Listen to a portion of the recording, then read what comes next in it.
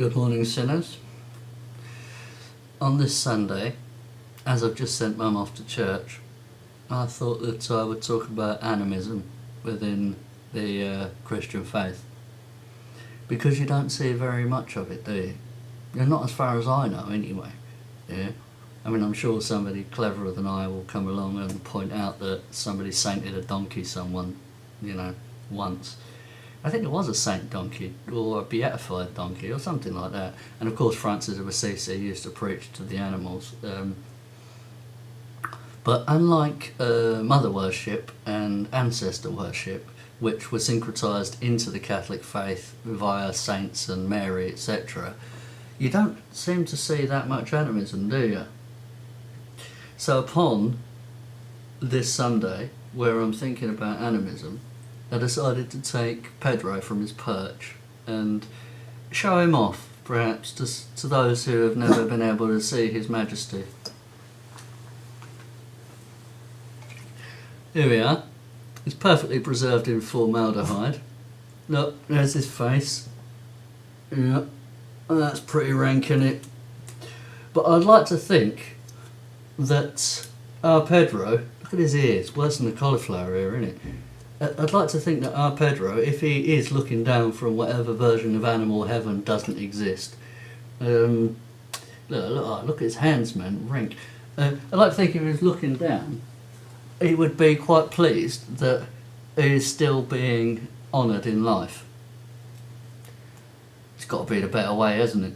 I was going to take him to a local taxidermist. I rang him up, and apparently I can have the water changed. It's not water, formaldehyde, you know what I mean.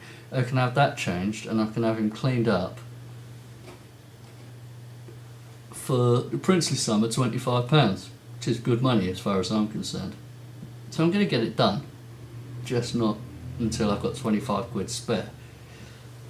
Because there's really more important things to do than making sure my pickled monkey has got clean water. Half the reason it's so yellow is because he was behind the bar of a place called the Monkey's Head, which ended up being turned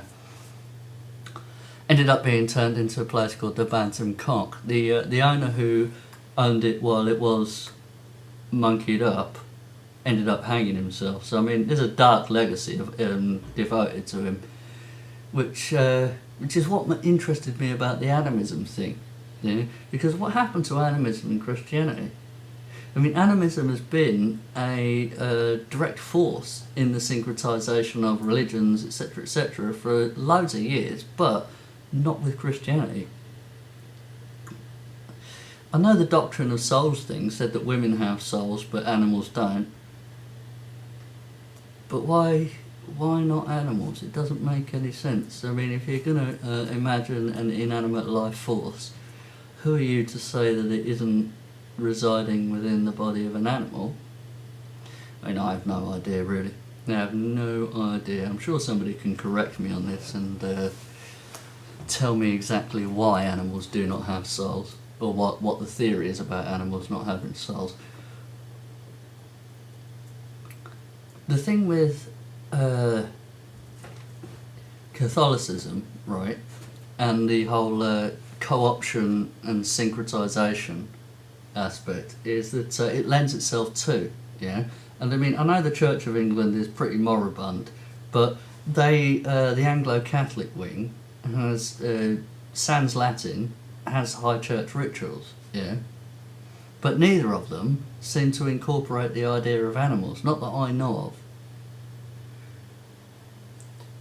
I kind of wish they would, because I've held, and I think we all have, held funerals for animals when we were kids. You're 8 years old, you've dug a shallow grave for your hamster or whatever, and all four of you sit around tearfully and throw flowers into your shallow grave and say words, like, I used to love Ralph, he was the best rat, or the best hamster, or this guinea pig, may he live on in heaven forever and have, the biggest nuts in the world to chew on.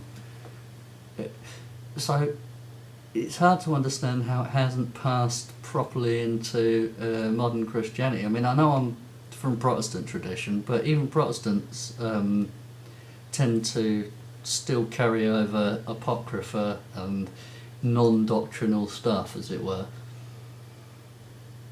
So where the hell does it leave animals? Because every time I lose a dog, yeah, and it's usually old age, I don't let my dogs run into the road and get run down. I've had it old age, illness, and injury only a couple of times. But yeah, I don't let them die of old age. So like, I'll come really attached to them over many many years, and then I start talking about when they die. I start talking about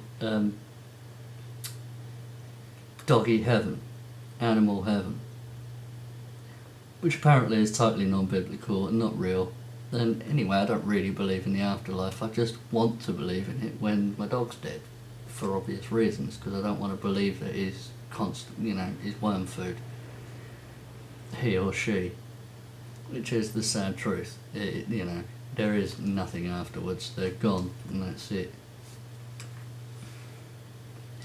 So why does Christianity not include these things? One has to wonder.